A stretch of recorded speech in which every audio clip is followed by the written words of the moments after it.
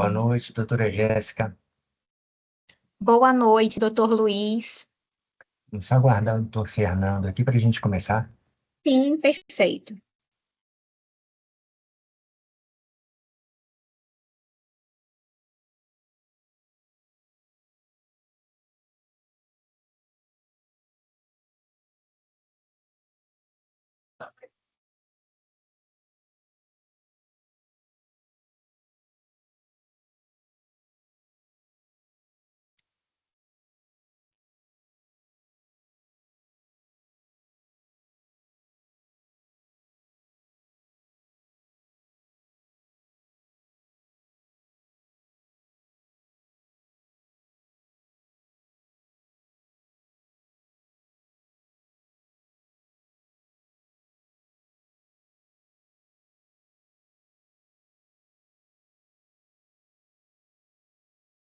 Pessoal, só avisando a vocês também que essa palestra, ela em breve estará no YouTube da OAB Juiz de Fora, tá certo?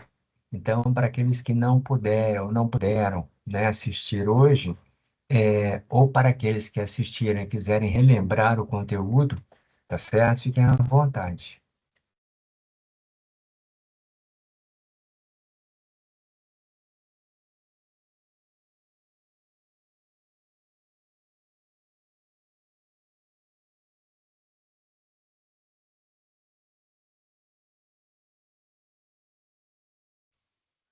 Doutor Boa noite, Fernando. boa noite, professor. Boa noite, doutora Jéssica. Olá, doutor Boa Fernando, noite, tudo doutor bem? Fernando. Tudo bem, gente? Olá, pessoal. Boa noite, então, a todos. Agora o nosso palestrante está aqui. A doutora Jéssica vai apresentá-lo, tá? Mas antes de apresentar a doutora Jéssica, eu gostaria de convidá-los para a nossa próxima palestra, que vai ocorrer no dia 6/5, só que numa quarta-feira, e às 20 horas. Será o doutor Márcio Faria. O doutor Márcio Faria é uma referência em processo civil nacional. Ele vai falar das questões polêmicas sobre as trentes, tá? Então, é muito importante esse tema.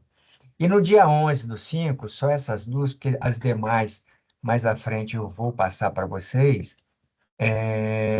A doutora Mônica Barbosa, que foi professora da Universidade Federal de Juiz de Fora, é juíza de direito. Ela tem um canal no Instagram muito interessante, né? Até eu sugiro que vocês passem a segui-la. Ela vai falar sobre a prova na partilha de bens pela dissolução do casamento e da união estável, não é? Basicamente, dando um pequeno spoiler, é que muitas pessoas, durante o casamento, adquirem bens, não têm escritura, às vezes o contrato de compra e venda fica com o marido, ele sai de casa, leva tudo quanto é documento, não é? E como é que faz para provar isso? Não é? Eu tive um caso numa comarca aqui próxima de Juiz de Fora, onde o marido saiu de casa, doutor Fernando, doutora Jéssica, levou tudo, né? Não existe esses bens e tal, lá na petição inicial, né, que ele ajuizou o divórcio, e no depoimento pessoal eu consegui extrair dele a existência de lotes e alguns bens. A juíza, em primeira instância, pelo fato de não haver documentos nenhum, excluiu esses bens da partilha. E no tribunal eu consegui reverter, tá? Porque a particularidade para quem atua, né, no direito de família, as relações, né, nem todas são todas formalizadas. Então, ela vai falar sobre essa prova que não é fácil, tá certo? E Eu, eu, aí, eu só fazer um parênteses, porque eu sigo a doutora Mônica. É sensacional. Ela é, como é que eu vou dizer, cirúrgica. são Ela pega pílulas, um. né, doutor Fernando? É pila assim, o vídeo dela não tem assim formatação, não tem edição, né? É um vídeo simples, rápido, um tiro curto, eficiente, didático, sensacional. Recomendo. Aproveitando aqui, né, vocês me permitam, o doutor Antônio Pereira Gaia Júnior, que é outra referência em processo civil, vai falar de aspectos práticos do juizado especial civil. A doutora Iana Cabanelas vai falar sobre visual law, a arma secreta dos advogados para persuasão e juízo. Então, ela tem um Instagram, pessoal, Iana Cabanelas, não é? E toda hora tem postagem. E consegui que o meu recurso especial fosse aceito. Então, assim, é imperdível. Um aqui que não é muito conhecido, está começando agora, doutor Fernando, Hum. que é, acho que é Alexandre Câmara, né? Outra. Então, veja bem, pessoal, o professor Eu não sei o Alexandre. que, que eu estou fazendo aqui, professor. Eu não sei o que, eu devia estar desse lado, né? Do lado dos Doutor espectadores. Fernando, eu chamei Quanta como. modéstia, doutor Fernando. Doutor Fernando, eu chamei referências, então o seu lugar aqui está Ô, meu muito pai. bem ocupado. O professor Alexandre Câmara, ele vai falar das técnicas para interposição da apelação e do agravo de instrumento, tá, pessoal? Então, ele foi advogado, hoje ele é desembargador do Tribunal de Justiça do Rio de Janeiro, autor renomado, palestrante, né? Então, ele vai abordar o aspecto bem prático da apelação e do agravo de instrumento. E só para fechar em mais um aqui, Renato Porto, referência em direito do consumidor, pessoal.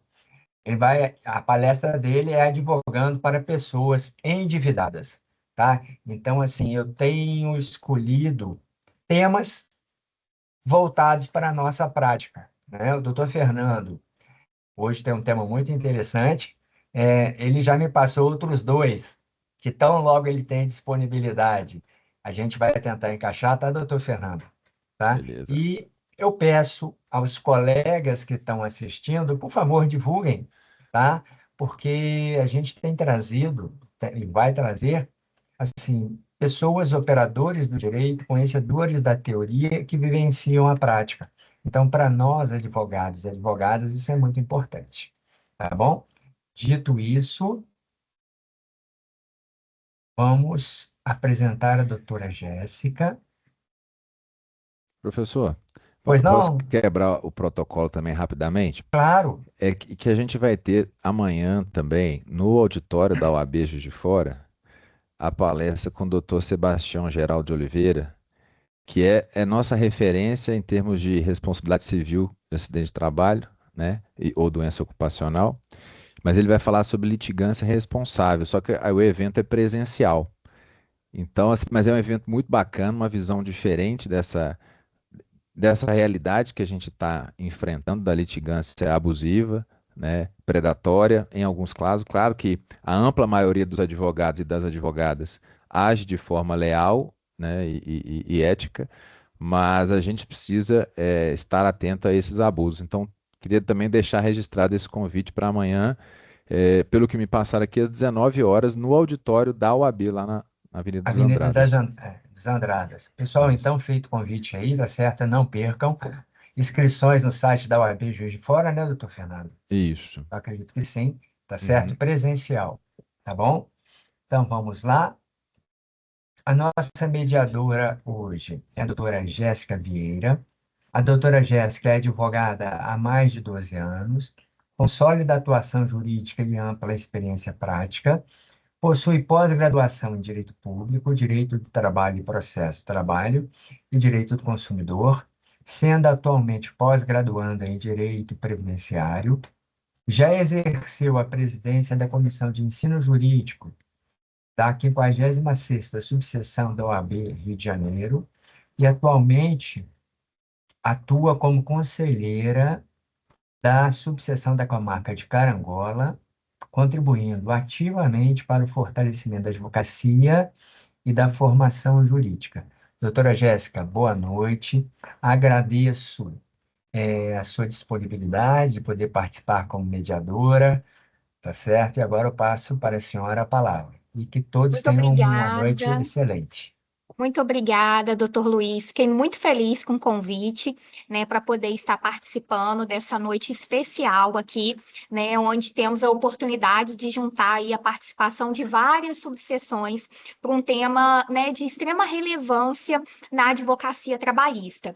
Então, aproveito o ensejo, né, para cumprimentar a todos, desejando uma boa noite, que sejam todos muito bem-vindos.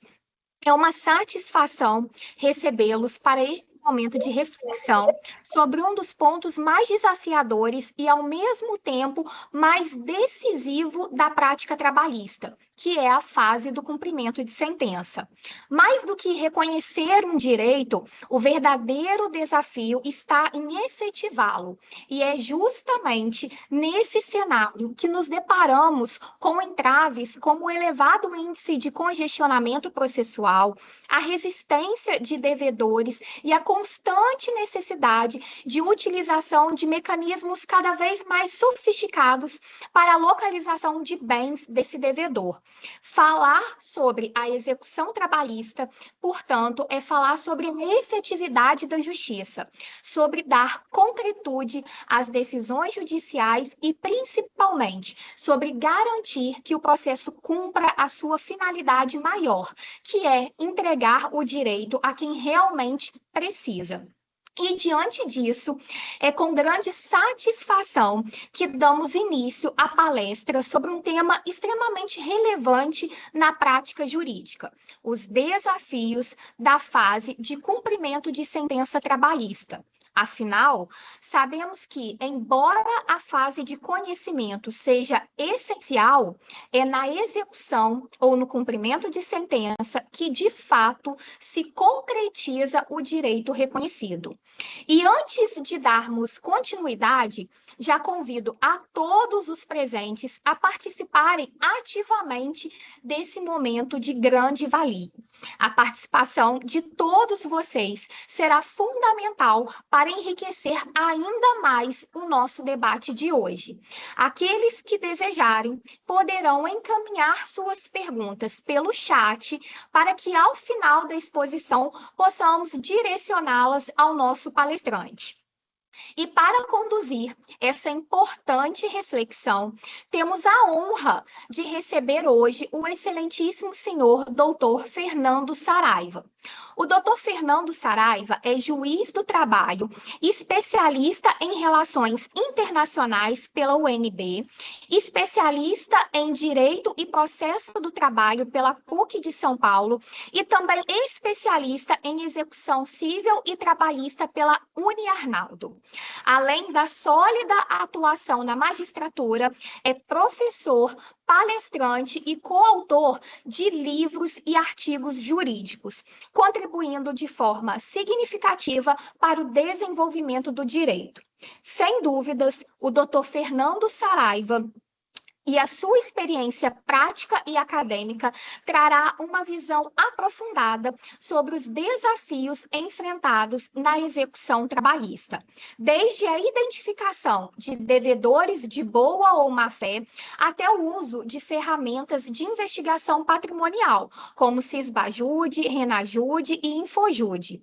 Diante disso, eu passo a palavra para o Dr. Fernando Saraiva, desejando a todos uma excelente palestra.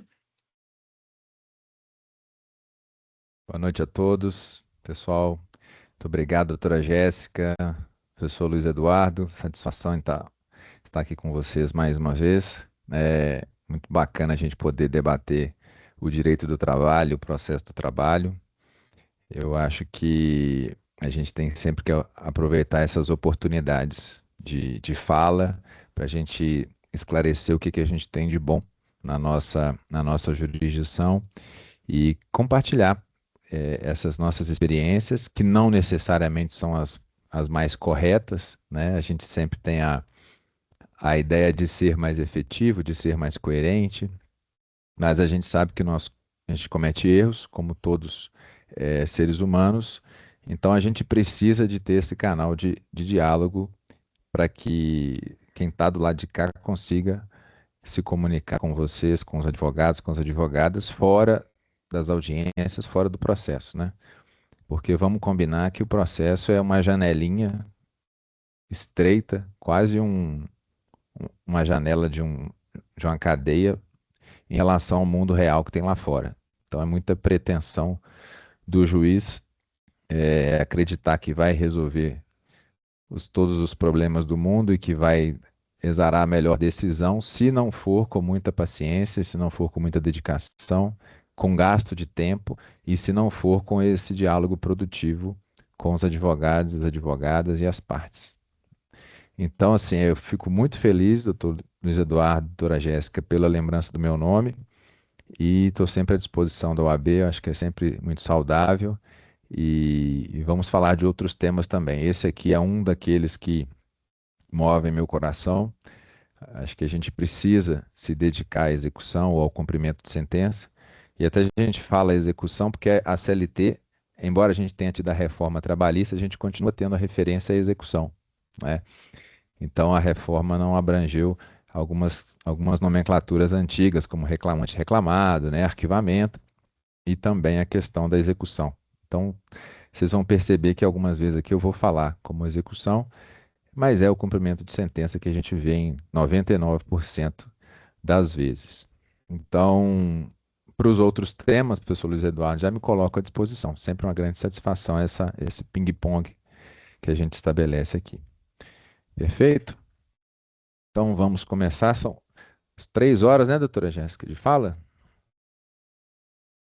Eu tenho aqui. O senhor pode ficar à vontade, doutor Fernando, será um prazer Não, ouvi-lo. mas a previsão é quanto? Só para eu me balizar aqui. É 1 hora, né, doutor Luiz? Isso, 1 hora. 1 hora, perfeito. Mas pode passar um pouquinho caso só julgue necessário, tá? Tá, joia. Perfeito, muito obrigado. Então vamos começar, pessoal. É, a minha tentativa aqui é fazer um panorama sobre os principais problemas que a gente vê na fase de execução. Vocês vão perceber que não vou conseguir aprofundar, porque a execução a gente precisa de realmente um semestre inteiro da graduação ou da pós-graduação para a gente se aprofundar. Então, eu vou tentar mostrar alguns caminhos e vou tentar fazer aqui também de uma forma diferente, porque normalmente a gente tem uma organização muito dogmática dos institutos que a gente usa na execução. Então, eu estou tentando, vou tentar de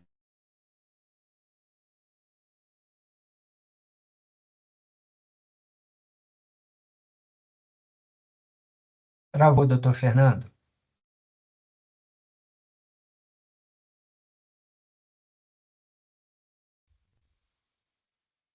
Melhorou? Voltou? Voltou? Então, eu vou tentar dividir a minha fala aqui numa parte introdutória, uma parte dos desafios que dizem respeito ao tempo, uma parte seguinte que diz respeito aos bens e a última parte que diz respeito aos sujeitos, às pessoas. Tentar clarear em cima dessa fotografia aí. Tempo, bens e pessoas, tá? E aí, para a gente começar esse bate-papo, é o que a doutora Jéssica mencionou. A gente tem uma... Eu vou começar a compartilhar a tela aqui, acho que eu consigo, né?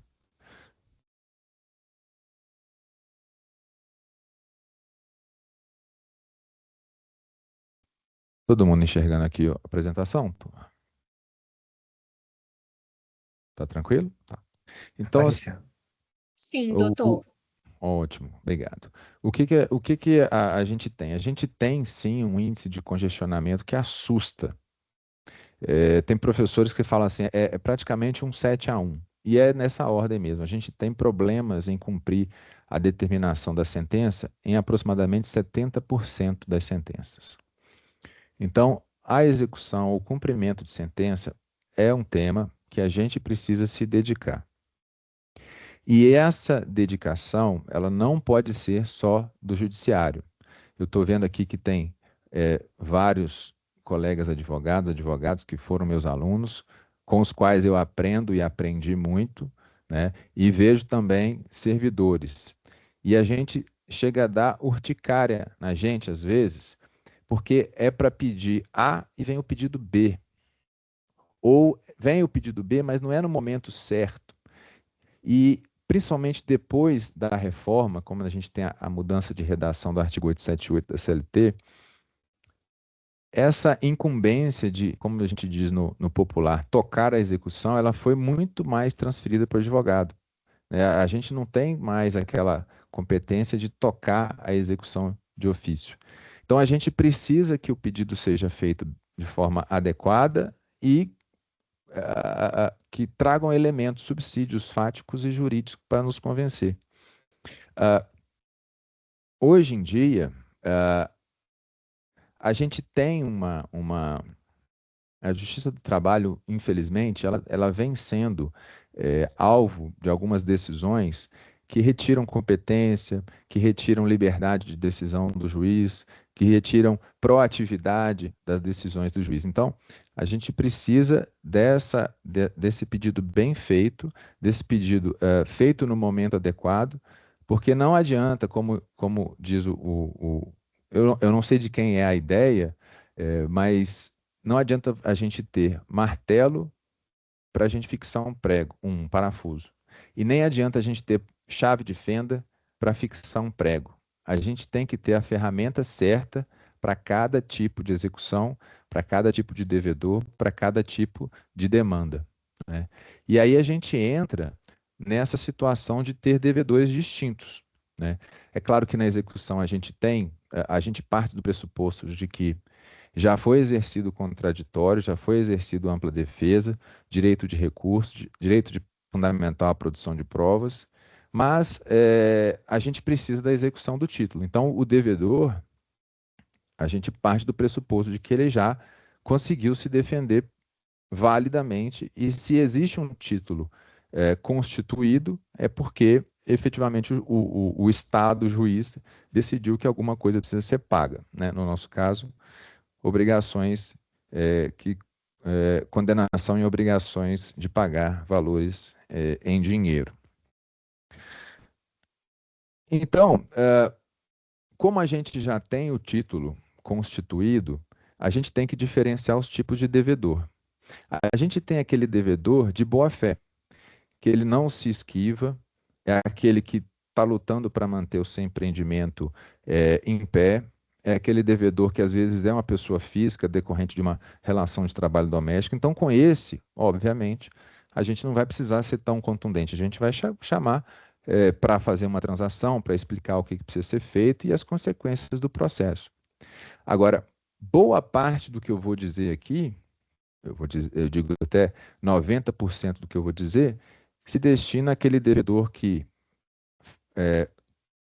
constrói arcabouço, faz uma engenharia, vamos dizer assim, de ocultação patrimonial e de fraude na ocultação desse patrimônio, né? Colocando pessoas, sujeitos de direito interpostos para a gente não conseguir achar o patrimônio, ou ele tem o patrimônio, mas ele não registra no nome dele, adquire, mas não registra. Então a gente tem que trabalhar com esses dois tipos de devedor. Ah, Fernando, mas essas ferramentas, elas não são uma proteção excessiva para o trabalhador? Olha, eu não gosto de pensar, e vocês já devem ter se deparado com muitos palestrantes, professores, que jogam o coringa da hipossuficiência em qualquer jogada. Claro que a gente tem um crédito alimentar que precisa ser protegido, mas a gente também tem um título constituído que representa a manifestação de vontade do Estado Democrático de Direito. Quando a gente tem uma execução efetiva, isso não é bom só para o credor, isso é bom para a sociedade como um todo. O judiciário está funcionando, né? E nesses tempos que o judiciário tem sido tão atacado, é importante que a gente seja cada vez mais eficiente dentro da legalidade. Por que eu digo dentro da legalidade? Porque a gente não pode proteger nem o mal empregado, nem o mal empregador. Quem que a gente tem que proteger? O bom empregado e o bom empregador. Porque ao protegê-los, obviamente, a gente está obedecendo à lei. E esse é o nosso papel como judiciário. Não é necessariamente fazer distribuição de renda, porque isso é função do Poder Executivo, ele vai fazer os projetos sociais dele. Nós aqui temos que aplicar a lei. Então a gente aplica a lei e, por desdobramento, a gente acaba protegendo o bom trabalhador e o bom empregador. E aí eu queria, como eu sei que o público aqui é bastante heterogêneo, eu queria fazer uma breve cronologia das fases do processo trabalhista. Então a gente tem a fase postulatória, fase instrutória, fase decisória. Foram produzidas as provas, o juiz proferiu a sentença. obviamente vai caber recurso dessa sentença. Quando a gente tem o trânsito em julgado, normalmente, a gente começa a dar início à fase de, primeiro, cumprimento das obrigações de fazer, anotação de carteira, emissão de guia do seguro-desemprego, retificação de PPP, e depois a gente segue para, efetivamente, a liquidação da sentença. A gente vai debater os cálculos, se os cálculos estão corretos ou não. A gente pode ter uma audiência de conciliação nessa fase, e a gente pode também ter a determinação de uma perícia contábil para que o perito diga para nós qual é o valor efetivamente da dívida daquele processo. E aí sim, né, com esse cálculo definido, é que a gente vai partir para a constrição de bens e vai partir depois para a alienação dos bens.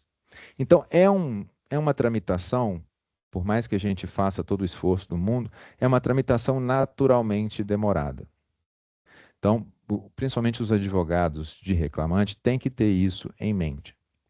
E existem estratégias legais e éticas para a gente conseguir um processo mais célere e um processo mais eficiente. E é para isso que eu estou aqui hoje, principalmente na fase de execução.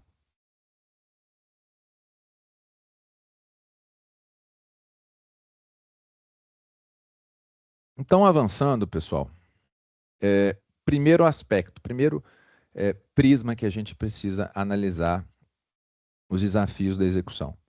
O tempo. Por que o tempo? Porque se um devedor está de má fé, tem o interesse ou tem a iniciativa de abrir mão do patrimônio, quanto mais tempo o processo demorar, mais tempo ele vai ter para esconder esse patrimônio. Pode ser que mais difícil fique para a gente encontrar esse patrimônio, tá? O que você quer dizer com estudo, Fernando? O estudo é uma atividade que vai começar com vocês na hora que o cliente entrar no escritório.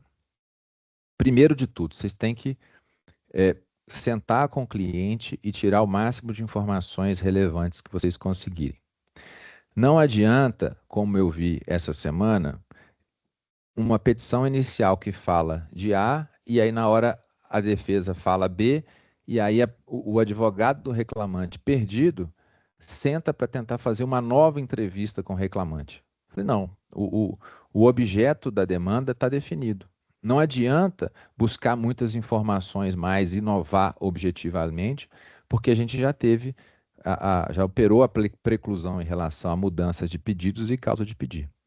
Então, quando o advogado, em réplica, tenta modificar o objeto da demanda, a gente começa a desconfiar. Opa, o que aconteceu? Não conversou direito com o cliente lá no início. E cliente trabalhista tem muita informação.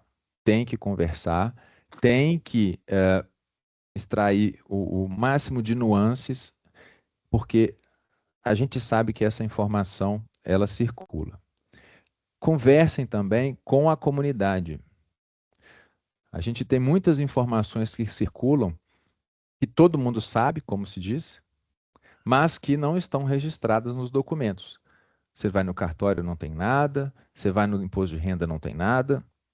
Ah, mas aqui todo mundo sabe que esse bar aqui é de fulano. Todo mundo sabe que esse material de construção aqui é do Beltrano. Isso precisa vir de maneira bem esclarecida e o mais comprovada possível na petição inicial. E aí, claro, já pensando lá na execução. Temos também, pessoal, aquelas informações que vocês podem buscar em sites, vocês já devem ter recebido aí no Instagram o Leme Forense.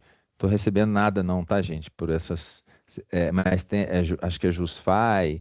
Tem vários sites que prestam essa informação. Você paga ali uma mensalidade ou uma busca por cada vez, né? E a gente consegue obter informações relevantíssimas sobre veículo, sobre estado civil, sobre a composição societária, vínculos com outras empresas. Então, isso é muito importante. E eu tenho certeza que vocês já se depararam com juízes que não usam as ferramentas eletrônicas, secretarias que têm uma certa má vontade. E aí entra essa informação, entra esse dado de trazer essa informação para o juiz. Muito do que eu vou falar com vocês aqui hoje, vocês têm condições. Estou chamando de vocês, mas é com todo respeito, tá? Como sempre, viu, professor Luiz Eduardo? Você não leva a mal, não. Pode me chamar de vocês também na hora que vocês quiserem falar. Aqui a gente está entre colegas, entre amigos, então a gente pode seguir sem muitas formalidades.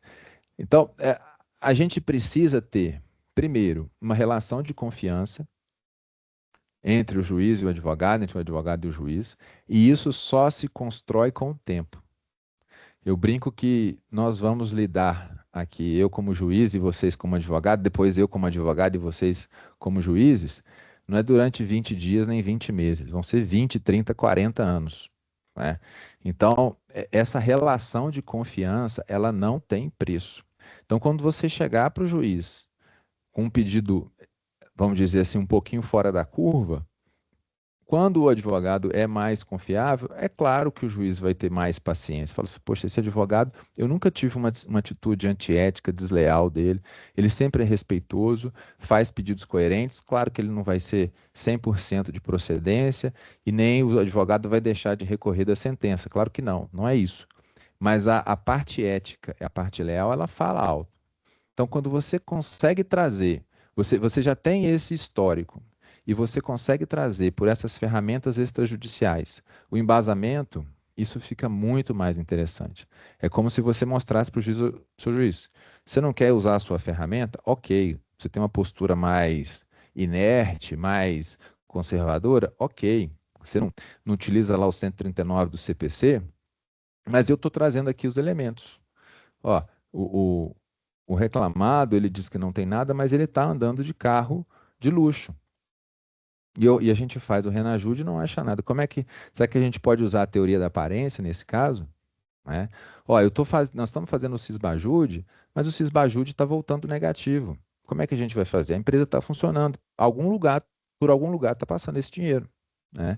Então, quando vem com essa informação mais consolidada, o judiciário tem uma tendência muito maior de acolher o pedido e determinar, às vezes, medidas, inclusive, extraordinárias. Tá? Então, tem essa pesquisa de sites, os comprovantes de cartão que a gente passa, né? Ali tem um CNPJ, às vezes você vai consultar o CNPJ, não tem nada a ver com o executado. Né? Isso eu já contei nas minhas aulas sobre um caso interessante em Juiz de Fora. E hoje o pessoal me pergunta, Fernando, por que você pega o comprovante? Por que você pega... Eu ouvi essa pergunta sábado. Por que você pega o comprovante do cartão?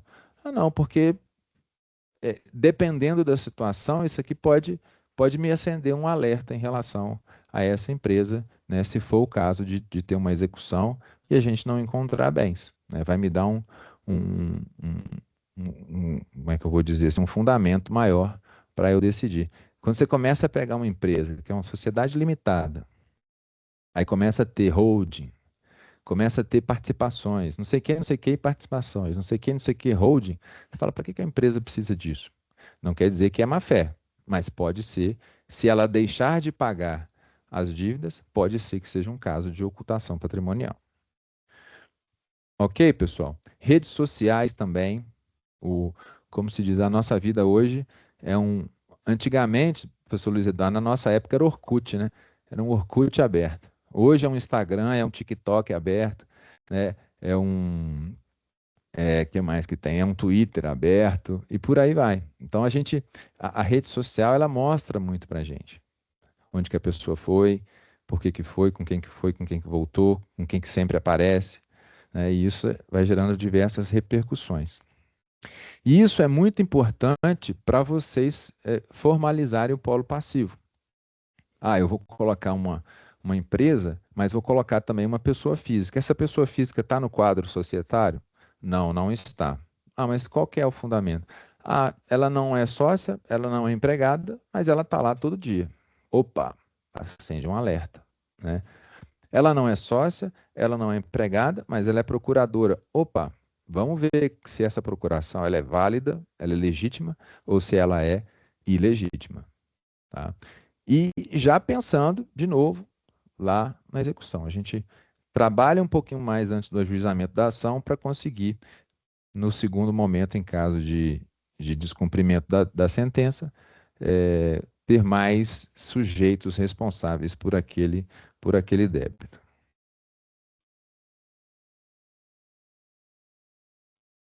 Às vezes você tem uma situação de que a pessoa está dilapidando o patrimônio, às vezes você precisa de uma liminar.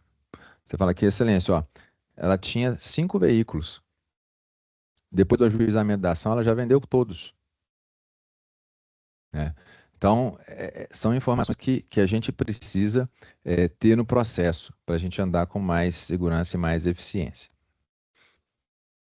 Transação, pessoal. Ah, pô, já vem o juiz falando de acordo. Claro, né, gente? Vocês gostam de alvará, eu gosto de acordo. Fica tudo equilibrado, né? Então, o que eu vou falar de transação? Pode ficar tranquilo que eu não vou tentar fazer lavagem cerebral. Mas é absurdo o índice de cumprimento do acordo comparado com o índice de cumprimento de sentença. Se a pessoa manifesta aquela vontade, aquela concordância, o índice de eficiência da jurisdição aumenta muito. Tá? A gente brinca que como é que você participa democraticamente do legislativo e do executivo. Né? Outubro agora a gente vai ter eleição. A gente vai votar, a gente vai cobrar, a gente vai denunciar. Agora no judiciário. Judiciário a gente tem o contraditório ampla defesa, que é a nossa participação na formação da vontade do Estado, mas tem também a possibilidade de você mesmo redigir o acordo, você redige a sentença. É o Estado democrático fervilhando no processo. Então, a parte vê como que consegue pagar, a outra vê como que consegue receber, né? Sempre com equilíbrio, e aí recebe mais rápido e recebe com muito maior eficiência. Imagine aquela cronologia que eu disse para vocês. A gente tem a questão da instrução, aí tem contradita de testemunha, aí testemunha é multada, aí na sentença tem honorários periciais, tem contribuição previdenciária, a sentença vem e tem, às vezes, uma condenação por litigância de má-fé, tem que fazer o depósito recursal, tem que fazer contra-razões de recurso, depois tem que vir a liquidação, aí tem mais perito, tem que impugnar o laudo. Tem casos que a gente tem que deixar para instrução e para a sentença mesmo. Mas tem casos que a transação ela é ótima. E aí o advogado que tem essa sensibilidade para a transação, ele está um passo à frente. Por quê? A transação ela salta etapas do processo. Se por um acaso houver inadimplemento do acordo, a gente já vai direto para aquela conta certinha, rapidinha ali do PJE-Calc, coloca o valor que foi descumprido, inclui a multa, tchau e benção. Não tem recurso, não tem liquidação, não precisa de perito, nada. Tá? Então, às vezes, o acordo não é aquele valor que você esperava. Mas se você souber negociar, você advogado reclamante, às vezes você coloca uma multa que, se houver descumprimento, vai chegar, né? O valor devido vai chegar naquele valor que você achava plausível. Você põe, beleza, eu concordo com esse valor menor, eu concordo com esse parcelamento, mas a multa um pouco maior para compensar essa demora no tempo aí e eventual inadimplemento, tá? Um ponto que eu anotei aqui também, acho que a grande maioria aqui já sabe do que eu penso sobre o artigo 916 do CPC, né? Eu falo como professor mesmo, que é aquele que permite o depósito de 30% do valor da dívida e o parcelamento do restante em 6 vezes. Eu penso que, friamente, ele não é aplicável ao processo de trabalho, tá? Porque na própria redação dos parágrafos diz que não se aplica ao cumprimento de sentença. Se não se aplica lá, por que vai aplicar aqui? A fórceps, eu quero dizer, né? Agora, para o advogado reclamante, dependendo da situação, pode ser, porque vai reconhecer a dívida, ele vai dar um salto na liquidação, né? Não vai precisar discutir liquidação, e se houver descumprimento, a cobrança do valor também fica bem mais interessante. Agora, Advogado reclamante tem que aceitar? Não. Mas vocês têm que ter em vista que alguns juízes aplicam o 916 mesmo sem a concordância do reclamante. Então o juiz vai falar, não, o reclamado pediu, é direito dele, está deferido, 30% em 6 parcelas. Né? Então, às vezes, você, dependendo do que você sabe que acontece naquela unidade jurisdicional, você consegue dosar a sua estratégia em relação ao cumprimento do acordo. Ok? Temos também a hipoteca judiciária, né? A hipoteca ela pode ser levada ao registro de imóveis, independentemente do trânsito em julgado, está a previsão no 495 do CPC. E aí a gente tem a casadinha aí do processo judicial, o BNDT e o Serasa Jude. Esses três instrumentos, eles têm objetivos aqui de prejudicar, vamos dizer assim, a liberdade financeira do devedor. Então, é um empréstimo, é um cartão de crédito, é um crediário numa loja. Né? Então, o objetivo é amarrar o devedor de uma forma não intervindo no patrimônio dele, mas com medidas indiretas, medidas coercitivas que vão estimulá-lo ao cumprimento da obrigação. Tá? Aqui nós ainda estamos tratando do tempo, tá, gente? Você vai falar, mas hipoteca judicial se ele não tiver imóvel? Vamos chegar lá. O Serasa Ajude, para que a gente vai incluir se ele não movimenta banco, não tem movimentação financeira? Beleza. BNDT, ele precisa para se habilitar em licitação. Mas ele não mexe com licitação, para que ele precisa do BNDT? Estamos aqui no tempo.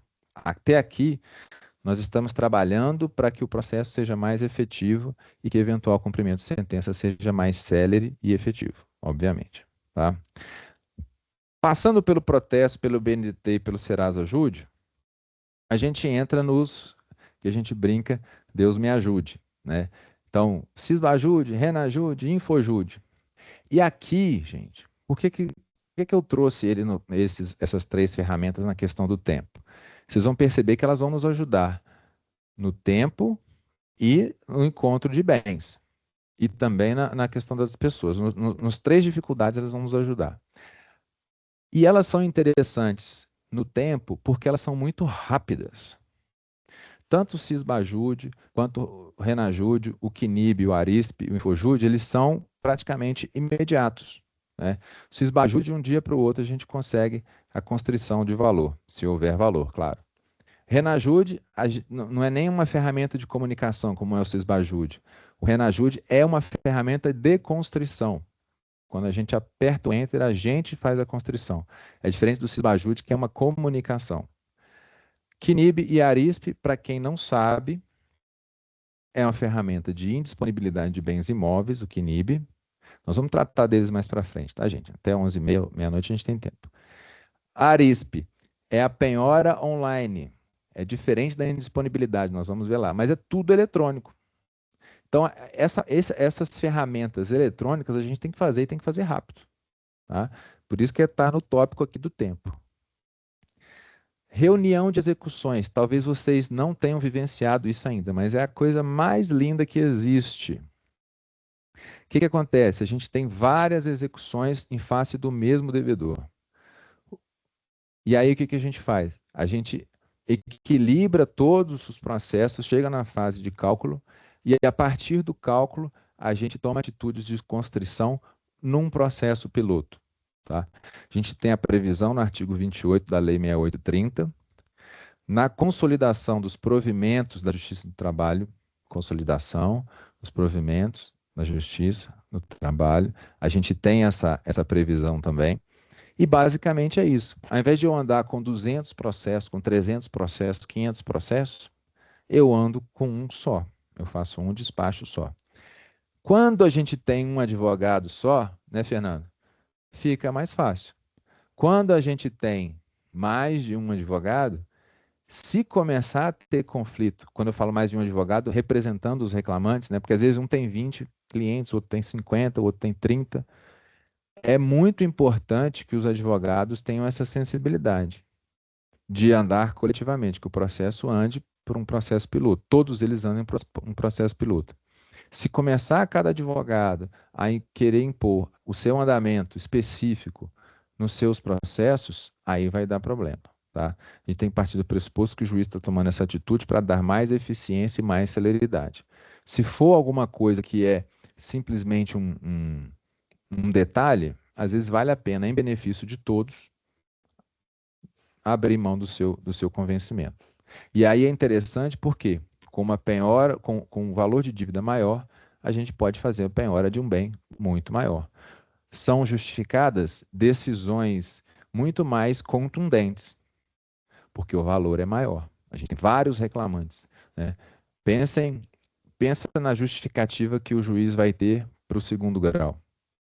Se eu estou tocando 20 execuções, 30, 40, 50, eu estou deixando estampado que eu tenho 20, 30, 40, 50 inadimplências.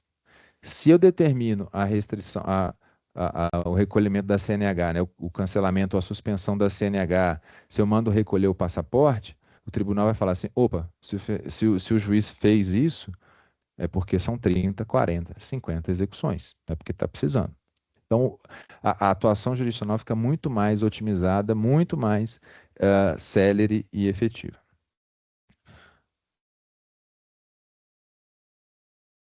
Execução individual de sentença coletiva. Talvez vocês nunca vão advogar para um sindicato que tenha ajuizado uma ação coletiva. E a ação coletiva, professor Luiz Eduardo, é aquela maravilha no conhecimento. Ela anda rapidinho, uma beleza. Agora, quando a gente senta para fazer a liquidação, aí são 50, 100, 200, 500 substituídos, cada um com uma data de admissão, uma data de saída, um salário diferente, um cartão de ponto diferente, uma função diferente, um com 30, com 20% de insalubridade, o outro com 40%. Né? Então, a liquidação e a execução da sentença coletiva, ela é bem complicada.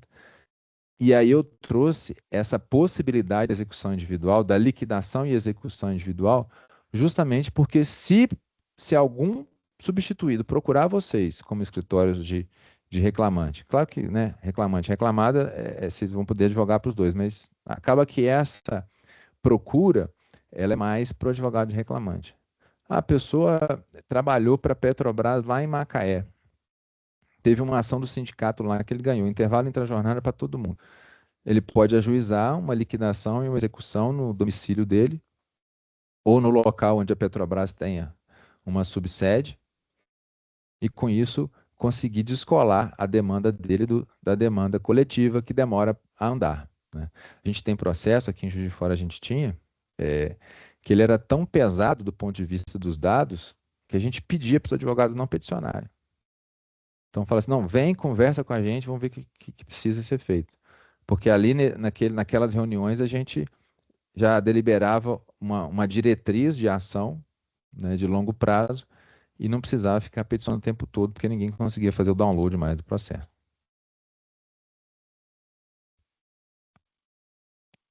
Agora, eu queria falar de um item 9, que por falha minha não constou no material, que é outra queridinha, cumprimento provisório de sentença. Lembrem-se que nós estamos falando do tempo. Fernando, o que é o cumprimento provisório de sentença?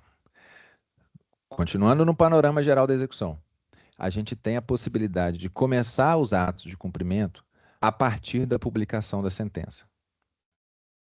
Ou melhor dizendo, a partir da interposição e do recebimento do recurso. Então, doutora Jéssica, a sentença não transitou em julgado, o recurso foi interposto, o processo subiu, o advogado credor do exequente pode entrar com cumprimento provisório de sentença, trazendo a sentença, os documentos principais do processo e começar a execução. E essa liquidação e essa execução pode ir até a penhora. Olha que interessante. E não raro, a gente ainda dá um passo a mais, porque vocês sabem que a penhora, para a gente ter embargos da execução ou julgamento da impugnação aos cálculos, a gente precisa da penhora na Justiça do Trabalho. Então, às vezes, você chegou na penhora. Claro, o objetivo do legislador é que você não entregue o bem para o exequente, não aliene o bem e desfaça de forma precipitada do patrimônio do executado. Mas a gente pode ir até a penhora e, inclusive, discutir os cálculos definitivamente. Se o RO voltar ou se o recurso de revista voltar e a sentença for mantida, já está pronto. O processo já está pronto para os atos de alienação. Então, é outra medida, o cumprimento provisório de sentença, que traz muita eficiência. A gente antecipa muita coisa enquanto o processo está lá em cima para ser julgado.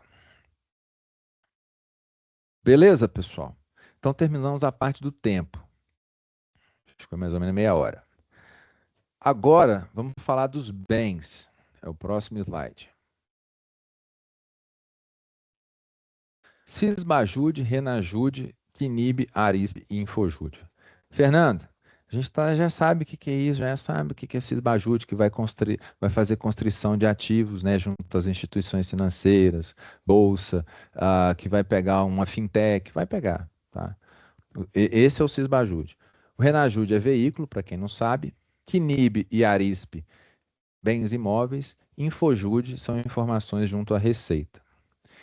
Gente, eu trouxe aqui o básico das ferramentas. Tem outras que a gente vai falar ainda, mas eu não vou falar aqui de relatório SISCOAF, não vou aprofundar no Simba e não vou aprofundar no Sniper, tá? Não vou aprofundar no InfoSeg também, que é outra ferramenta que a gente tem.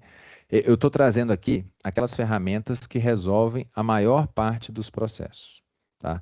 E acreditem, a gente saber o que é o relatório SISCOAF, às vezes a gente vai gastar uma energia que a gente pode verter aqui num ponto que é mais eficiente. A gente trabalha melhor os nossos recursos humanos, o meu recurso humano e o de vocês também, tá?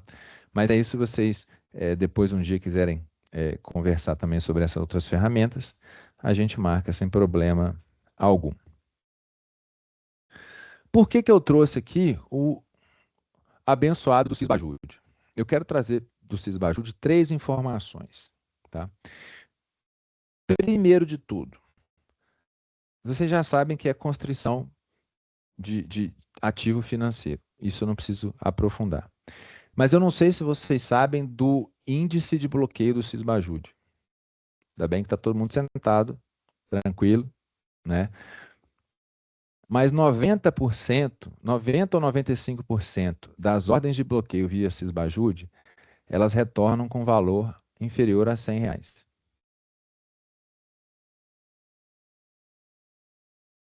O ruim, professor Luiz Eduardo, a gente ter alunos é porque a gente repete a piada, né? E eles têm que ouvir de novo. Então, quando eu falo isso aqui, a piada na sequência, doutora Jéssica, é o grilo cantando. Cri, cri, cri, cri. É o silêncio que ninguém fala. 95% do Cisbajude volta com resultado inferior a R$100. Mesmo assim, a gente pega milhares, milhões de reais todos os anos de Cisbajude. Então, tem que fazer, não tem como fugir. Agora, tem 2 informações que elas são muito importantes e que, como diz os blogueiros, ninguém fala. Primeiro, informação do contrato de abertura de conta de contratação de serviços. O que a pessoa que está indo no banco abrir uma conta fala? Ela fala que a renda dela é lá em cima. Traz a declaração do contador, traz um endereço atualizado. Então, essas informações podem ser super importantes. Aqui, excelência, o contrato de abertura de banco, de conta bancária dela aqui de abril de 2026, fala de uma renda de R$100 mil por mês. O cheque especial dela aprovado foi de R$100 mil de cheque especial. Por que eu faço o Cisbajude e não pego? Por que ela não tem nada no Infojude, não tem nada no cartório de imóveis? É aonde vocês trabalham para convencer o juiz. Juiz, tem alguma coisa aí. Tá? Então, é uma informação, porque é o contrato de serviços e produtos bancários é um local em que as pessoas tendem a aumentar, a se apresentar como um pavão. Aí a renda vai lá em cima, apresenta um novo endereço que você não tinha informação, e às vezes você está discutindo lá o bem de família, se é de família ou não, e ele apresentou um outro endereço novo. Fala assim, mas como assim? Aquele lá é de família e esse aqui é o novo? Ah, tá, então tá bom. Beleza, então vamos ficar com esse aqui. Esse aqui fica para você e nós vamos executar aquele outro lá. Outra informação importantíssima, mas aí é aquela coisa. Não adianta a gente pegar martelo para prender parafuso, nem pegar chave de fenda para prender, para pregar prego. O Sysbajude, ele traz, Sysbajude barra Simba, vamos tratar dessa forma, extratos de movimentação bancária. Vocês acham que o juiz vai quebrar o sigilo bancário de um executado à toa? Não, não vai. É uma medida excepcional. Assim como a questão da CNH, a questão de passaporte, é excepcional. Não vem com um pedido assim, acabou de transitar em julgado, citou a execução, não pagou, quebra de sigilo bancário. Não, porque aí vai ser indeferido. A gente tem que ir gradativamente identificando as ferramentas mais contundentes, mais graves, ou mais, vamos dizer assim, complexas. E se a gente tiver elementos nos autos, aí sim a gente quebra. Por que que é importante? Isso aqui, o Sysbajude agora vai, na parte dos bens, vai se comunicar lá com o Sysbajude das pessoas. Porque às vezes a conta bancária está sendo utilizada como um meio de ocultar patrimônio. O dinheiro cai na conta e já vai para a conta do verdadeiro dono. Aquele titular da conta é um laranja. Entende? Então, por isso que às vezes o extrato bancário, principalmente o extrato estruturado, que a gente chama, traz as movimentações financeiras com origem e destino do dinheiro, igual a gente vê todo domingo no Fantástico. Beleza, turma? Vamos lá. Todo mundo acompanhando, né? Tem mais gente com o vídeo aberto aqui? Leidiane, agora que eu estou vendo. Tiago, bem-vindos. Queridos da luta do direito do trabalho. Ótimo. Renajude. Pô, Fernando, Renajude a gente já sabe que é veículo, mas tem as especificidades. Claro, a gente vai ter restrição de circulação, restrição de transferência, restrição de licenciamento. Isso é o que a gente sabe. O que que a gente não costuma abordar? Que a gente pode fazer uma penhora, veja bem, não é uma penhora online, não é uma penhora eletrônica. Você faz a penhora normal com o oficial de justiça, avaliação, e registra a penhora nos dados do veículo junto ao Detran. E isso aparece nos dados do veículo quando alguém vai comprar o veículo. Se alguém comprar o veículo com a inscrição de penhora no sistema, ele está sabendo do risco que está correndo. Então, pode levar à fraude, à execução. É uma informação que o adquirente não vai poder negar. Eu não tinha conhecimento, mas está registrado. Porque se a gente não fizer isso, a penhora de bem imóvel ela fica registrada onde? De regra, só no processo. Então, quando a gente joga essa penhora para o sistema, a gente joga essa responsabilidade também da fraude e execução para o adquirente, que não vai poder falar que não sabia daquele processo. Outra informação: comunicação de venda. Vocês sabem que a comunicação de venda de veículo hoje ela é eletrônica. Então, antigamente, na época que eu era jovem, professor Luiz Eduardo, você não pegou essa época, não. Mas a gente assinava o documento de transferência e no cartório reconhecia firma, que é a confusão, né? E hoje, a comunicação da venda, a venda, a transferência, ela, primeiro de tudo, ela é feita via sistema. Às vezes, não houve, o comprador do veículo ainda não foi ao Detran e efetivamente assumiu a propriedade formalmente. Mas às vezes ele já está rodando com o veículo. E aí, doutora Jéssica, você está lá tentando penhorar um bem do executado A e ele está andando com o veículo. E todo mundo sabe que o veículo é dele. Mas você faz o renajuste no CPF dele, não tem nada. Por quê? Porque ele ainda não transferiu ou não vai transferir para o nome dele. Então você vai precisar do quê? Vai precisar de pesquisar aquele veículo para conseguir saber de quem que ele era dono. Se tem a comunicação de venda, você fala assim, pô, cara, Mas se teve a comunicação de venda para você, tem 60 dias, tem um ano, você não fez a transferência do veículo até hoje, né? Dá para cá. Entende? É, é uma questão de a gente se adaptar ao tipo de demanda que a gente tem. Nesse caso aqui, a ocultação do veículo. Tem uma coisa que está fora do Renajude, que é muito interessante, que é a cadeia dominial. E aí a gente pode expedir um ofício de papel tradicional para o Detran para ele informar os proprietários anteriores. De novo, qual que é o objetivo? Identificar eventual fraude de execução. O executado foi proprietário, mas vendeu o veículo, por exemplo, durante a fase de conhecimento. Você faz o Renajude no nome dele, no CPF, não pega nada. Mas quando você pega a cadeia dominial, aí você encontra a informação de que o bem foi dele. Tudo bem, turma? Estamos juntos? Ótimo. Agora vamos falar de bens imóveis. A gente tem o CNIB e tem o ARISP. Primeiro de tudo, ambos aqui a gente tem que pensar no âmbito do cartório de registro de imóveis. Não vamos confundir com o cartório de notas. Então, esse aqui, embora ele seja muito eficaz, muito rápido, ele é do cartório de registro de imóveis. O CNIB, para indisponibilidade do bem, e aí, Daniela, bens presentes e futuros. Olha só que bacana. Se o cara comprar um bem daqui uns anos, daqui uns meses e cair lá, automaticamente ele também vai estar indisponível.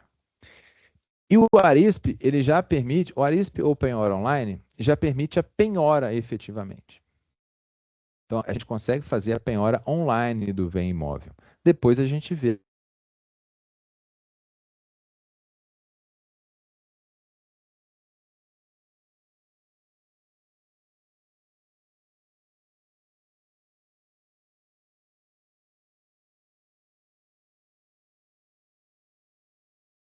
Doutor Fernando, Doutor Fernando, sumiu a imagem e agora voltou. deu uma pequena travada, doutor Fernando. Eu parei aonde? No boa noite? Não, né? Não falei boa noite, não. Qual foi a última que vocês ouviram aí, gente?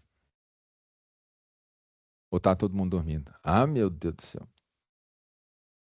O doutor estava falando que a restrição é lançada nos bens presentes e futuros. Isso, o CNIB. Obrigado, Gisele. Nada, professor. Então, se no segundo momento o devedor adquire um bem, esse bem futuro, né, obviamente ele já responde, mas ele já vai receber automaticamente a indisponibilidade. Então é muito eficaz, tá? Agora, você pode fazer também uma pesquisa. Você pode falar assim, não, eu quero primeiro pesquisar quais bens ele tem. Então, é possível também, pelo CNIB. E aí depois você fala, eu tenho vários bens, então não vamos lançar em disponibilidade em todos. Vamos fazer uma disponibilidade em um só e depois fazer a penhora.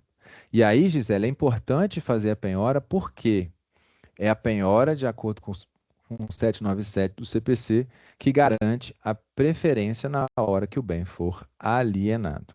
Tá? Então, você começa com o CNIB, identifica o imóvel, rapidamente você já faz a indisponibilidade e, num segundo momento, faz a penhora online. Tá? E aí ninguém vai poder falar que desconhecia o estado de devedor daquele vendedor do imóvel. Tá? Então é a evolução. Você tem o CNIB e depois a penhora online. Percebam que, lembra que eu falei da reunião de execuções? Ela se comunica aqui com essa questão da penhora. Se você tem 100 execuções e você tem 100 penhoras, você vai entrar numa discussão de quem deve receber primeiro. Se você tem 100 execuções e foi só uma penhora, você consegue ter uma prestação jurisdicional mais equânime. Fala assim, ó, nós vamos ratear o valor aqui da alienação proporcionalmente ao seu crédito, ou vai ser o mesmo valor para todo mundo, alguma coisa assim. Isso impede que aquele que penhorou primeiro tenha uma vantagem contra aquele que penhorou um dia depois, 2 dias depois, 5 dias depois, tá? Execução é massa, né, gente? Nossa, é doido demais. Uma coisa importante é que o CNIB, ele não impede a lavratura da escritura. Porque a gente pensa assim, ah, não, vai chegar no QNIB lá, o escritório não vai fazer a escritura, o cartório não vai fazer a escritura. Ele vai fazer. Só que, de novo, o comprador não vai poder se excusar. Se essa venda reduziu o executado à insolvência, pode ser declarada fraude de execução e a gente ter acesso ao bem novamente, né? Por fraude de execução, a alienação ela é ineficaz para o processo, ela não é declarada nula, isso é importante, mas para o processo ela é ineficaz e a gente pode alienar aquele bem em leilão ou o reclamante pode adjudicar, ou a gente faz uma alienação por iniciativa particular. A execução é bem rica, né, gente? Beleza, sobre QNIB, e aí eram essas as especificidades. Infojude. O Infojude eu acho que é talvez a ferramenta mais mal cuidada. Porque ela tem coisa, viu? Tem coisa. E aí, olha como é curiosa a questão do Infojude.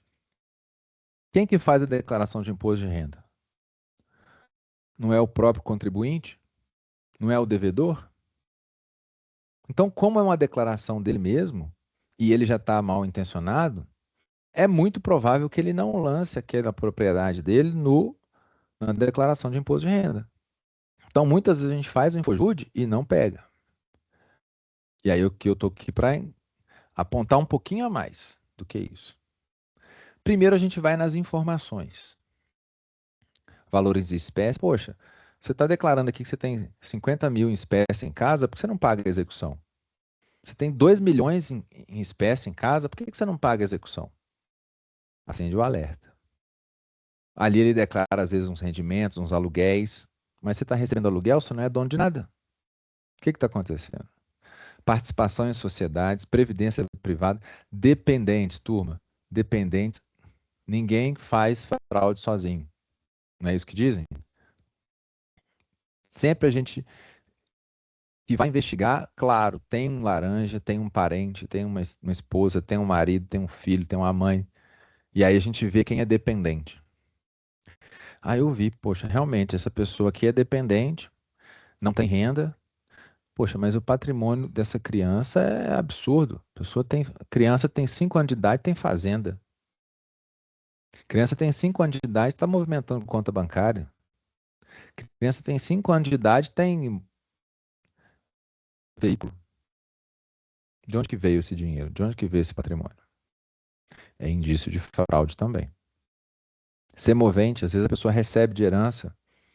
E aí, claro, a gente pode até ir por um outro caminho, que não seria objeto da palestra aqui, mas a gente pode fazer investigação no ponto de vista rural. IMA, IDEAGRO, INCRA, para saber se a pessoa é proprietária de terra, proprietário de semovente ou arrendatário.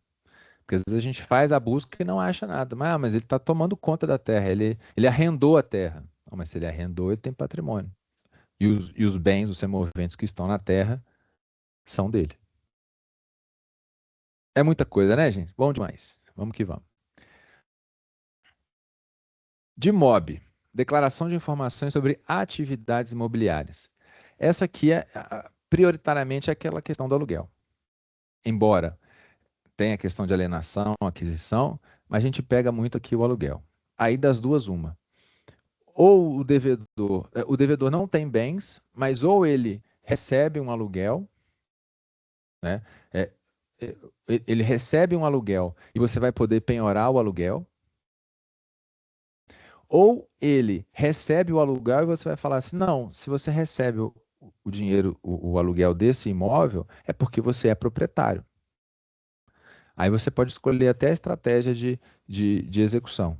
Ou tentar a alegação de simulação de que aquele bem é do devedor, ou você pode penhorar o próprio aluguel e, com isso, evitar essa discussão em relação à simulação e fraude de execução. Tá?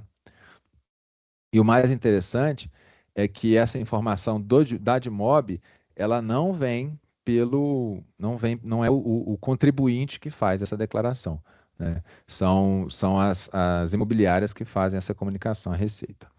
Tá? Dói demais. Dói.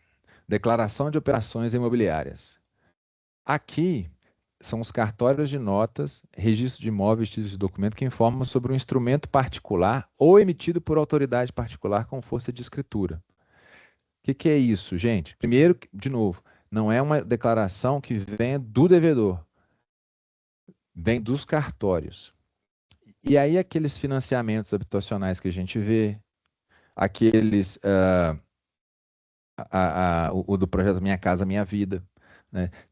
Tem entidades que podem emitir documentos que têm a força de escritura, tá? Então a gente consegue pegar essas negociações pela DOI. Decred. Decred é aquela devedora ou aquele devedor que fica ostentando, né?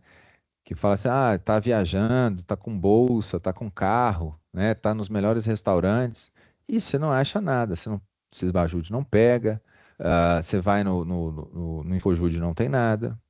E o Decred traz para nós as informações sobre cartões de crédito. E aí, tanto como cliente que compra, olha que interessante, quanto como lojista. Porque às vezes você tem um executado que tem um CNPJ, mas esse executado, ele não tem dinheiro em conta. Aí você fala assim, poxa, mas de onde está vindo? Então, como é que eles fazem para... Como é que essa pessoa faz para viajar? Ah, porque tem um cartão de crédito de terceiro no nome dessa pessoa. Entendeu? Então, às vezes você tem o lugar, como é que eu vou dizer assim? A conta por onde está passando o dinheiro não é a conta do devedor que está na execução. É uma conta de uma empresa diferente que está sendo utilizada lá na maquininha. Você passa o cartão na maquininha, o destino do dinheiro é um outro CNPJ. É uma outra conta bancária de um outro titular. Tá? Isso é importante na Decred. Outra coisa é quando o próprio devedor ele leva essa vida que eu falei com vocês de ostentação. Ah, mas ele não tem nada no nome dele, mas ele tem um cartão de crédito. Quem paga esse cartão de crédito? Né? A empresa, a operadora de cartão, não tem essa informação.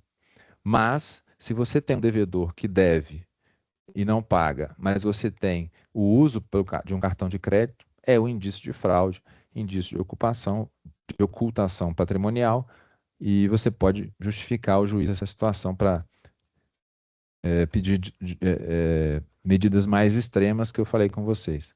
A suspensão da CNH, a retenção do passaporte, né, às vezes a penhora de salário, e por aí vai. O Infojude, a E-Financeira também, isso aqui tudo no âmbito do Infojude, tá, gente? A E-Financeira que traz as entidades supervisionadas pelo Bacen, CVM, SUSEP e Previc, ou seja, Previdência Complementar, Consórcio, Seguro de Vida. Às vezes o cara tem uma grana de consórcio, foi contemplado, tem uma carta de consórcio. Às vezes o cara tem uma grana depositada para Previdência Complementar, para Seguro de Vida, e aí a gente tem a discussão sobre a penhorabilidade. É impenhorável a aposentadoria, né, e as questões da pessoa que já se aposentou ou é pensionista. Mas até lá, os dinheiros ficam... Os dinheiros é ótimo, né, gente? Os valores ficam depositados numa conta, é uma conta de investimento, muitas vezes, e a gente consegue penhorar esse valor, porque não se trata ainda de um benefício da Previdência Complementar. Tranquilo, turma? Estamos juntos?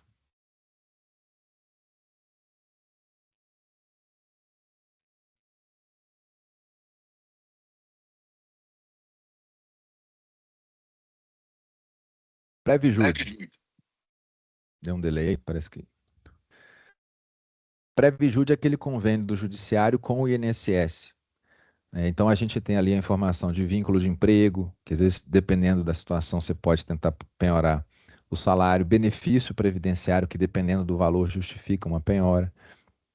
E pelo Previjude, você pode fazer efetivamente a penhora. Isso é super recente. Isso é não sei se é do final do ano passado ou do início desse ano. Até o último curso que a gente teve de execução não tinha essa informação, não tinha esse instrumento, essa operacionalidade. Então a gente já pode, dentro do sistema, determinar a penhora e o percentual que a gente precisa, tá? Bastante eficiente. O SERP-JUDE busca o registro civil das pessoas naturais, das pessoas jurídicas, registro de imóvel, registro de documento. Então, esse SERP-JUDE, ele é relativamente recente e ele tem uma tendência a se ampliar. Ele tem uma tendência de abranger o CNIB, que é a indisponibilidade, que eu falei com vocês, e o ARISP, que é a penhora online. O SERP-JUDE ele só traz informação por enquanto, tá? Ele não é uma ferramenta de constrição. E o Sensec, eu adoro o Sensec. Por que que eu adoro o Sensec? Porque ele traz informações do cartório de notas, testamentos, procurações e escrituras. Quando que eu preciso de um testamento, de um inventário?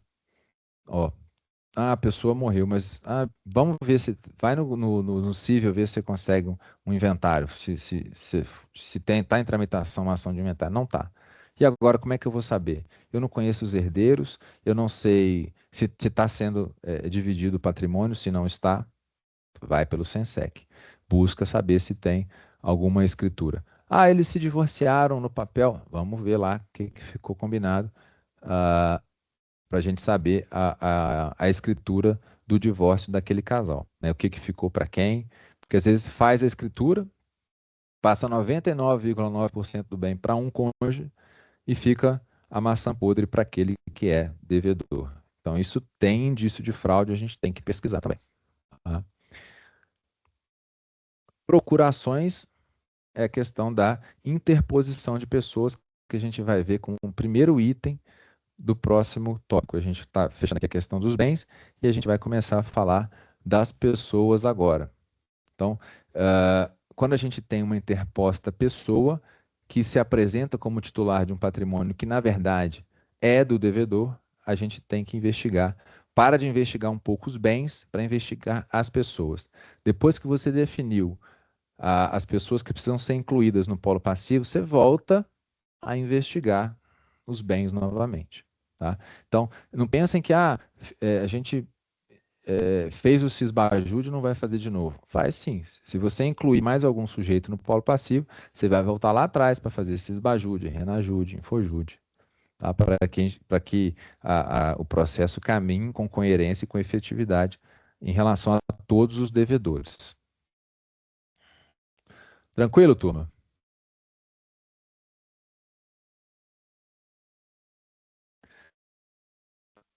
Fernando, para a gente buscar um laranja, estou verificando aqui que tem uns advogados de empresa aí, tá? Gente, olha lá, hein? Advogado de empresa boa, tranquilo. Advogado de empregado bom, tranquilo. Não pode ser picareta, né, gente? O que é o CCS? O CCS é o Cadastro de Clientes no Sistema Financeiro Nacional.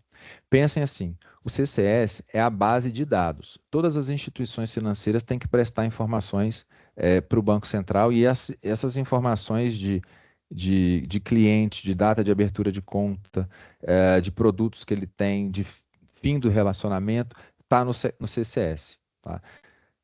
E está no CCS também aqueles representantes que atuam perante a instituição financeira. Qual que é o pulo do gato aqui? Para uma pessoa representar a outra perante uma instituição financeira, essa representação ela tem que estar registrada no CCS. Então vejam bem, a base de dados do Cisbajude é o CCS, mas quando eu falo em ferramenta CCS, eu quero procurar o representante daquela empresa, o representante daquela pessoa física. Por quê? Se ele está funcionando simplesmente como laranja, se essa procuração é fraudulenta, o dinheiro está passando para a conta dele. Está passando pela conta do laranja e está chegando na conta do efetivo devedor, ou do efetivo dono do dinheiro. E isso permite a ampliação do polo passivo. Tá? Aí a gente vai falar, ó, essa pessoa que está se apresentando aqui como devedor, na verdade, ela não é devedor, ele é mero laranja do verdadeiro devedor. E aí esse verdadeiro devedor é que a gente vai atrás do patrimônio dele. Que ele é o verdadeiro dono da empresa, ele é o verdadeiro dono do dinheiro. A gente tem que seguir o rastro do dinheiro, ok?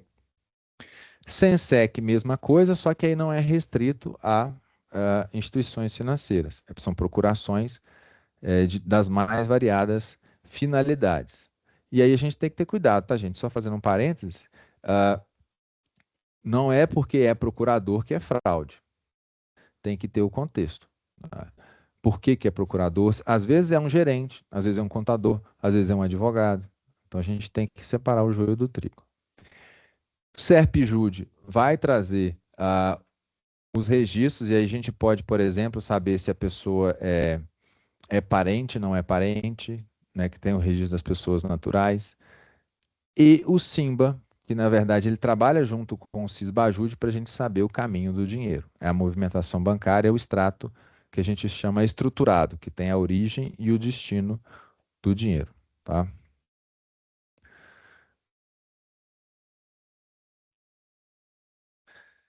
Cônjuge ou dependente? Essa questão. A gente tem que partir do pressuposto de que, a princípio, de acordo com a Constituição, de acordo com o Código Civil, se a gente tem uma comunhão parcial, a princípio a gente tem uma meação. E a gente pode afetar o patrimônio do casal para alienar essa meação. Tá? Tô pensando do ponto de vista ético. Atuação correta de um casamento que exista de verdade e, eventualmente, a dívida efetivamente aconteceu, mas não houve fraude entre um cônjuge e outro para ocultar patrimônio. Isso é outro capítulo, né? Mas a gente pode alienar um bem e entregar o produto da alienação para o cônjuge. Isso é possível. Tá? Agora, a gente tem que dar um passinho à frente. Quem já andou de ônibus antigamente lembra. O trocador pedia, dá um passinho à frente aí, por favor. O ônibus está cheio, o pessoal estava entrando na porta por trás e tinha que acomodar todo mundo. O passinho à frente é quando existe fraude. O patrimônio é transferido para um cônjuge ou o patrimônio é transferido para outro dependente, como eu já pincelei aqui para vocês, um filho, uma filha, um pai, uma mãe. Aí você fala, poxa, mas você não tem atividade remunerada, como é que você tem esse patrimônio todo? Me explica. É um indício também de fraude, de ocultação patrimonial, de engenharia, de simulação de negócios jurídicos. Ok? É uma engenharia financeira, como diz a doutrina. O CRC Jude, gente, só para registrar aqui, ele tem basicamente a mesma função do CERP Jude em relação aos registros de pessoas naturais, tá? Muito provavelmente o CRC Jude vai ser extinto, vamos ficar só com o CERP Jude, que aí pega todos os registros, tá? Sócio oculto, sócio de fato. A gente pode ter inúmeras, a gente pode ser... os devedores são criativos. Pode existir tanto uma empresa que o sócio se retirou, mas ele continua sendo sócio. Ah, você saiu do contrato social, mas você continua participando da gestão da empresa. Você saiu do contrato social, mas o dinheiro da empresa continua passando pela sua conta bancária. São hipóteses de fraude, né? Essa saída dele do contrato social foi fraudulenta, foi simulada. Ou uma pessoa que nunca figurou no contrato social e ela também tem essas atribuições. Ela não tem um vínculo formal como empregado, não tem um vínculo como sócio, mas ela manda e desmanda e o dinheiro passa pela conta dela. No caso aqui que a gente está falando especificamente do dinheiro, né? Para a gente seguir o rastro do dinheiro. Então a gente pode ter a responsabilização desse sócio oculto ou desse sócio de fato, porque ele deveria estar no contrato social e não está. E aí essas ferramentas que eu mencionei, principalmente o CCS, para buscar a procuração perante as instituições financeiras, e o SENSEC para buscar as procurações de modo geral, vão ser essenciais para nós. A configuração do grupo econômico, a gente teve uma polêmica bem grande desculpa, bem contundente em relação a essa decisão do STF em relação ao tema 1232, mas é basicamente a ideia de que ou o grupo econômico ele é objeto de discussão na fase de conhecimento, ou ele só pode ser investigado, reconhecido, declarado na fase de execução se houver indício de fraude. O grupo econômico legalmente constituído, em que não há fraude, ele precisa constar no polo passivo da demanda desde a fase de conhecimento, tá? É basicamente o que a gente tem ali no artigo 513, parágrafo 5º do CPC. Esse foi o formato da tese aprovada, tá? Uma coisa bastante importante é que quando a gente tem a ideia do grupo econômico na fase de execução, não é que ela foi totalmente afastada. A gente estava conversando sobre isso, né, Fernando? É possível ter a formação de grupo econômico na fase de execução, mas é na questão de fraude, tá? Não é na questão de mero inadimplemento, igual a gente usa no CDC. Ok? E para terminar, a recuperação judicial. A gente pode ter uma empresa em recuperação judicial, e aqui é o mais importante, porque às vezes eu vejo que o advogado reclamante trava. Está em recuperação judicial, então a gente aguarda a recuperação para ver o que vai ser pago lá. Aí tem aquele deságio super relevante, né? E o cliente recebe ou não recebe, ou demora para receber, ou demora muito, e recebe muito menos do que deveria, né? Na dívida originalmente reconhecida. Então, na hipótese de recuperação judicial, é possível a gente ter o IDPJ para a gente acessar o patrimônio do sócio. É possível a gente redirecionar a execução também para os responsáveis subsidiários. E, no caso de grupo econômico também, se foi reconhecido na fase de conhecimento ou se existe fraude passível de identificação na fase de execução.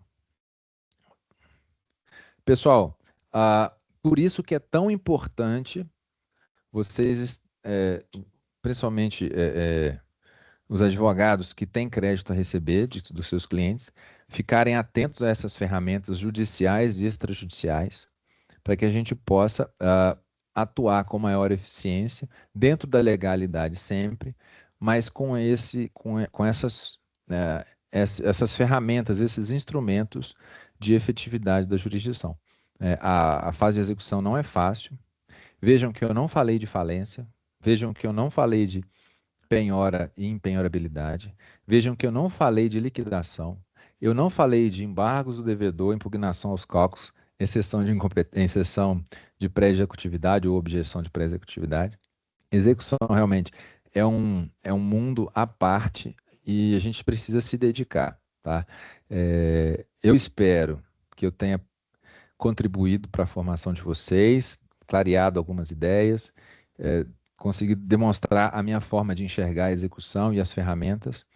Não adianta vocês chegarem eu quero todas as ferramentas, trazer uma petição de A a Z, porque isso não demonstra que vocês estão trabalhando, vamos dizer assim, com a identificação da peculiaridade da demanda. Porque a demanda, a ferramenta, cada tipo de ferramenta, ela é destinada a um tipo de demanda, né? Não adianta você direcionar para um sócio de fato se você não tem um mínimo de elementos que apontam para essa situação, né? Às vezes a gente acha que a pessoa é um sócio de fato, um sócio oculto, e ele é um mero empregado informal, né? Um trabalhador informal que está atuando ali de forma subordinada. Não tem nada a ver com a gestão da empresa. Então a gente tem que separar o joio do trigo. Isso dá trabalho, isso a gente precisa de vocês. Ok, pessoal? Então espero que tenha sido proveitoso. Para mim foi bastante. Estou à disposição, doutora Jéssica, para perguntas, para dúvidas, para comentar e também para quem quiser discordar de mim, tá? Pode ser que vocês façam perguntas que eu não saiba responder, mas aí depois a gente pesquisa e responde. Beleza, pessoal? Muito obrigado, viu? Uma Uma boa noite para vocês. Estou despedindo porque não sei se vai fechar a gravação, mas estou à disposição. Foi excelente, doutor Fernando, né? Muito bem exposto os pontos, né? Uma excelente explicação de tudo aquilo que foi abordado pelo senhor no decorrer dessa noite. E aí eu aproveito a oportunidade, né, para disponibilizar aí o chat para aquele que eventualmente tiver alguma dúvida ou algum elogio para fazer ao doutor Fernando, né? Pode utilizar o nosso chat aqui de maneira breve, bem objetiva, né? Analisando aqui algumas pessoas que já se manifestaram, a gente teve a Daiane, né, que desejou uma boa noite a todos. Tivemos aqui também o Tiago Guzmão, né, que disse que a subseção de São João da Ponte está prestigiando a palestra do sempre brilhante doutor Fernando Saraiva, né? Então a gente está muito feliz com a participação, né, de todos os presentes. E aquele que tiver alguma dúvida, né, volto a dizer. Fernando Januária está dizendo aqui que a palestra foi excelente, né? Então, aquele que quiser também, tiver alguma dúvida, quiser fazer alguma ponderação, né, eu vou estar abrindo aqui o chat para a gente poder estar transmitindo essas mensagens para o doutor Fernando. E aproveito aí o ensejo e passo a palavra também para o Luiz Eduardo, né, para o doutor Luiz. Se ele quiser fazer alguma ponderação também, fique à vontade, doutor Luiz. Bom, boa noite a todos. Doutor Fernando, mais uma vez, obrigado pela sempre gentileza de participar dos eventos, está sempre disponível. Eu só queria dar um recado. Eu listei no chat as subseções que estão participando do projeto, tá? O Tiago Guzmão, é da comarca de São João da Ponte, da subseção. Qualquer subseção que eu não listei aí pode participar.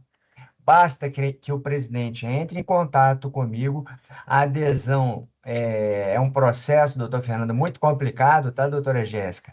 O presidente vai ter que falar sim e ele já está no projeto, né? Aí eu peço a logomarca para que nas próximas artes das palestras conste também como subseção que está participando. Então, para os colegas que não se incluem naquela relação que eu coloquei, é só falar com o seu presidente de subseção, ou se você é de uma subseção participante, tiver um colega de uma outra, é só o presidente entrar em contato comigo, que já vai estar participando desse projeto e praticamente todo dia eu estou colocando a programação atualizada, sabe? Eu estou fazendo muitos contatos, né? Então, assim, vai ser um prazer ter mais subseções conosco, tá? Obrigado, doutora Jéssica, devolvo a palavra.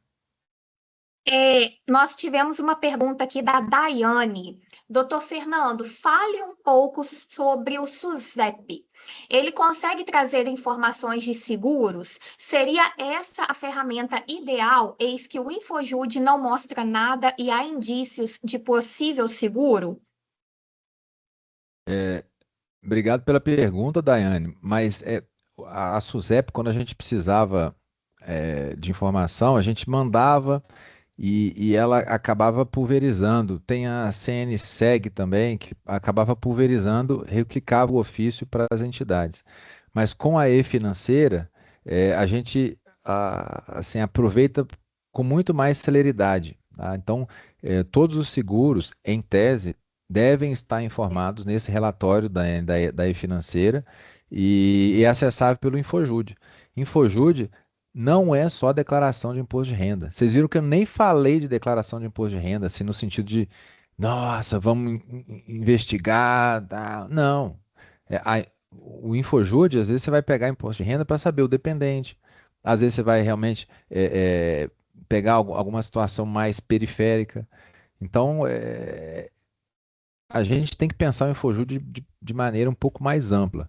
Não só a parte do imposto de renda, mas também esses relatórios de DOI, de MOB, e-financeira, Decred, e tá sendo forjado o que a gente chama de, parece que ele até ficou disponível um tempo, que é o Receita Jude.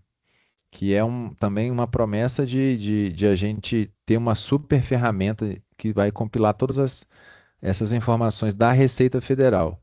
Então, se o objetivo é seguro, Daiane, é melhor ir pela e-financeira, que é um relatório dentro do Infojud, do que expedir um ofício de papel, vamos dizer. Não é papel, hoje a gente não usa mais papel, mas um ofício tradicional, vamos dizer assim, para a SUSEP, para ela pulverizar ou espalhar para as entidades de seguro. Melhor pelo e-financeira.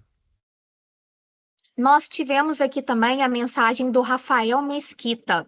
Excelente palestra, muito bem explicado e com certeza extremamente útil. Subseção de Juiz de Fora aqui. Tivemos a mensagem do Dilan, eu acho que é Dilan, né? Excelente, como sempre, doutor Fernando. Um prazer tê-lo junto com grande maestria. Com grande prazer tê-lo junto com o grande mestre Barra. Tivemos uma mensagem também da Leidiane Severo, excelente palestra, parabéns. E o Tiago Guzmão, né, que fala: obrigado, doutor Luiz. Estou presidente da subseção de São João da Ponte e já manifesto sim o interesse. Olha aí, Luiz, já tivemos mais um adepto ao projeto. A Vanessa Ferreira e Almeida, ela coloca: noite de grandes aprendizados. Doutor Fernando é um excelente profissional. Sempre uma honra poder ouvi-lo. Subseção de Santos Dumont. Helenice Lopes de Souza também fala: grata pelas informações, doutor Fernando. Excelente iniciativa. Isabela Maria, parabéns, doutor Fernando. Sua palestra foi extremamente proveitosa e enriquecedora. Daniela Mendes, doutor Fernando, que aula! Vale cada segundo. Lídia, boa noite, professor. A palestra foi extremamente esclarecedora. Gostei muito. Gostaria de esclarecer uma dúvida. No caso de o reclamado encontrar-se em recuperação judicial e o juízo universal determinar a suspensão das ações, a Justiça do Trabalho também deverá suspender todas as execuções? Sim. Quando a gente tem a hipótese de recuperação judicial e tem essa determinação do juízo da recuperação, a gente tem que obedecer. Por isso que é tão importante a gente conseguir ter em mente essa questão do redirecionamento, tanto para outra responsável, empresa outra do grupo econômico que participou da fase de conhecimento, ou um grupo econômico que seja o caso de fraude, ou um IDPJ. Então a gente pode continuar, mas em relação a outros devedores, outros responsáveis. Em relação àquele que está em recuperação judicial, se o juízo de lá determinou a suspensão, a gente tem que obedecer. Nós temos uma dúvida aqui do Rafael Mesquita. Existe alguma excepcionalidade aos bens impenhoráveis da empresa? Vamos, como diz o Jack Stripador, vamos por partes. Primeiro que, de regra, Rafael, os bens da empresa eles são penhoráveis. O que a gente às vezes confunde é porque às vezes é uma pessoa física que desenvolve uma atividade empresarial. E aí a gente vai entrar, por exemplo, é um médico, né, que desenvolve a atividade dele de medicina, é um advogado. Será que a gente pode penhorar o bem, que ali no caso é uma pessoa física? Se é o bem do ofício da pessoa, a gente não pode, Rafael. Mas se é uma empresa, né, a gente vê pela atuação no marketing, a gente vê pelas redes sociais, a gente vê pelo tipo de postagem em rede social, pela quantidade de clientes que ela tem, se ela tem esse viés empresarial mais forte do que o viés daquele trabalhador autônomo, individual, aí a gente pode penhorar sim. O que é restrito é o bem daquele devedor, aquele executado que desenvolve o seu ofício, a sua profissão. Mas excelente pergunta, porque a gente confunde mesmo. Temos mais perguntas? A Lídia agradece o esclarecimento e diz: muito obrigada, professora, entendido. Bem, acredito, né, que o Rafael também acabou de mandar uma mensagem agradecendo o esclarecimento.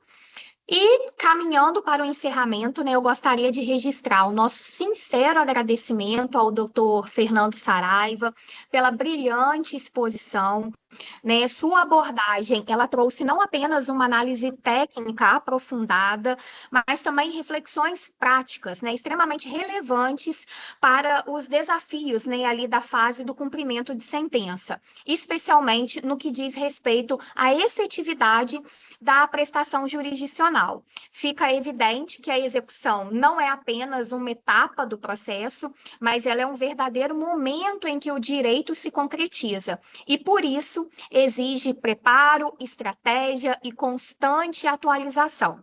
Agradeço demais, né, a presença aí do Dr. Fernando, a todos os outros participantes, né, que estiveram presentes com a gente, que interagiram, que encaminharam suas perguntas, os seus elogios, né. Agradeço também muito ao Dr. Luiz, que me deu a oportunidade de estar, né, mediando essa palestra de hoje. E não sei se o Dr. Luiz quer fazer o uso da palavra novamente, se eu quer falar, registrar mais algum agradecimento, Dr. Luiz. Não, só agradecer aos presentes e nós aguardamos vocês no próximo evento, tá certo? Prestigiem que esse projeto é para vocês, advogados e advogadas. E Muito obrigado, doutora Jéssica. Muito obrigada, doutor Luiz. Então, eu agradeço a todos, né? E desejo que vocês tenham uma excelente noite e que possamos levar daqui não apenas o conhecimento, mas também as novas perspectivas da nossa atuação profissional. Então, meu muito obrigada a todos vocês. Abraço, doutor Fernando. Muito Obrigado, obrigado. gente, pela paciência, pela presença de todos, pelo convite, OAB, um abraço. Obrigado. Boa noite. Obrigada. Tchauzinho, Boa boa noite. noite. Boa noite a todos.